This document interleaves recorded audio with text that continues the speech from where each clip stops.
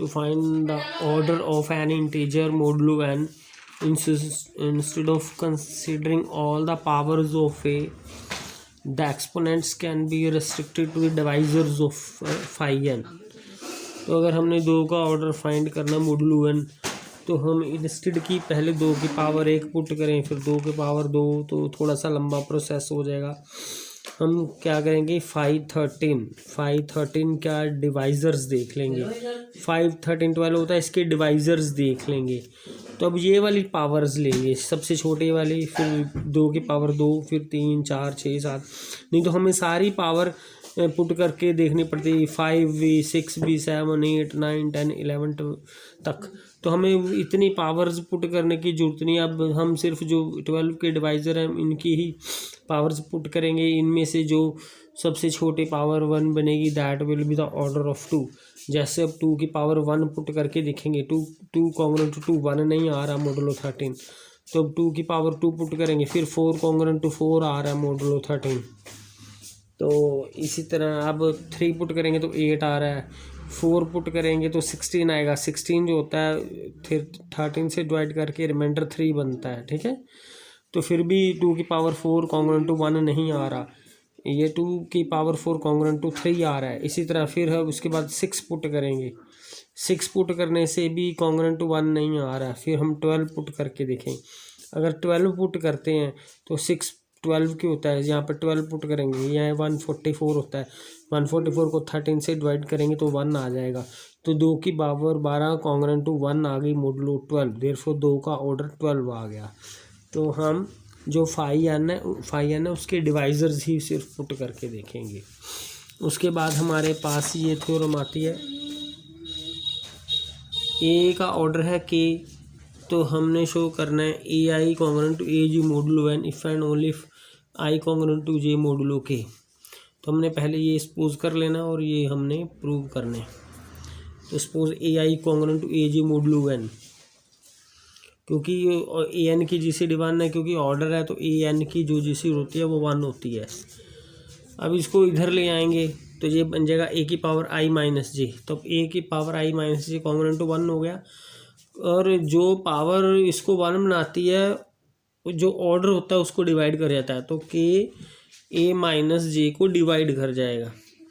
तो इसका मतलब है i is congruent to j modulo k, यही हमने प्रूव करना था, ठीक है। तो कन्वर्स पार्ट है भी ऐसे ही है कि i congruent to j modulo क्या है, हमने प्रूव करना है ए की power i congruent to a j modulo n. तो i congruent to j modulo के ले लिया हमने, तो के इनके डिफरेंस को डिवाइड कर गया। तो इस यहाँ से हम ये लिख सकते हैं कि i minus j is a multiple of k for some integer k. फिर इसके बाद जे उधर चला जाएगा तो ऐसे लिख सकते हैं। अब ए रेज़ टू पावर आई, क्योंकि हमने ए आई लिखना है तो ए की पावर आई की वैल्यू ये पुट करेंगे, इनको अलग अलग लिखेंगे, क्योंकि ए की पावर के होता है कॉन्ग्रुएंट टू 1 मोडुलो एन, क्योंकि जो ए का ऑर्डर है वो के है, तो ए की जगह पे 1 पुट कर सकते हैं, ये 1 बन गया सारा। तो इसका मतलब a i congruent to a j modulo n, ये हमारा आंसर आ गया, ठीक है। तो इसी तरह ये करोलरी है, आप रीड करेंगे, if a has order k then the integers are incongruent modulo n. Next है हमारे पास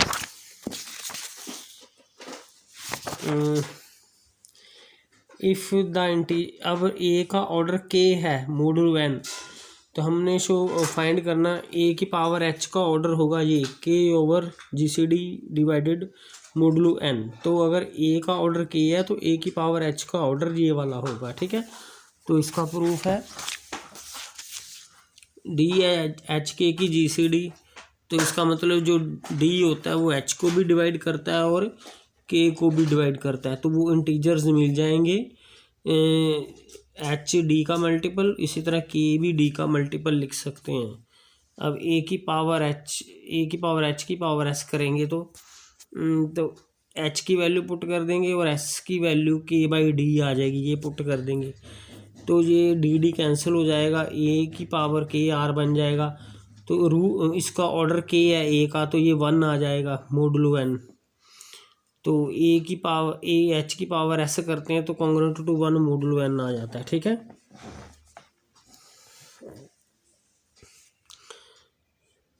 अगर हम इसका ऑर्डर टी ले लेते हैं मोडुलो एन, तो अगर इस ए की पावर एच का ऑर्डर टी है और ए की पावर एच की कोई पावर उसको 1 बनाती है, तो जो टी होगा वो इस पावर को डिवाइड करेगा।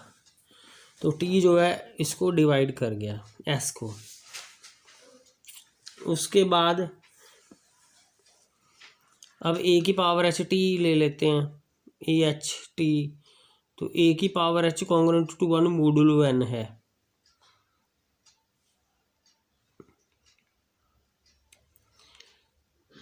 दिस इज ए की power h congruent to 1 modulo n, because जो ऑर्डर हमने लिया ए का वो एच है, तो यहाँ से आएगा हमारे पास ए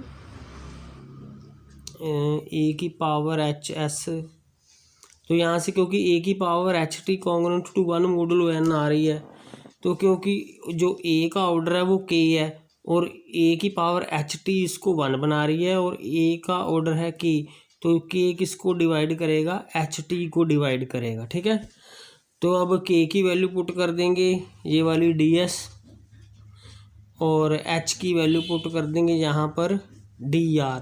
तो ये डी डी कैंसिल हो जाएंगे आपस में, ये बन जाएगा एस आर टी बन जाएगा। अब क्योंकि एस और आर की GCD 1 है, तो इसका मतलब एस टी को डिवाइड करेगा। ठीक है, तो यहाँ से आ गया कि टी एस को डिवाइड कर रहा है और एस टी को, ये एक दूसरे को डिवाइड कर रहे हैं, तो ये दोनों बराबर आ जाएंगे। तो जो एस की वैल्यू है वो k/d है और ये वैल्यूज़ पुट कर देंगे। अगर इसका ए की पावर एच का जो ऑर्डर है वो टी है, तो वो इसका ऑर्डर हमारे पास ये आ गया। ठीक है, क्योंकि यहीं पर ये लिया था ए की पावर एच का हमने ऑर्डर टी लिया था, तो जो ए की पावर एच टी है फिर वो 1 बन जाएगा मोडुलो एन सीधा ही यहाँ से। ठीक है, क्योंकि हमने उसका ऑर्डर टी लिया है ए की पावर एच का, तो ए की पावर एच की एच की पावर टी करेंगे उसको 1 बना देंगे। तो इस हिसाब से ए की पावर एच का जो ऑर्डर आ गया टी वो इसके बराबर आ गया। ठीक है।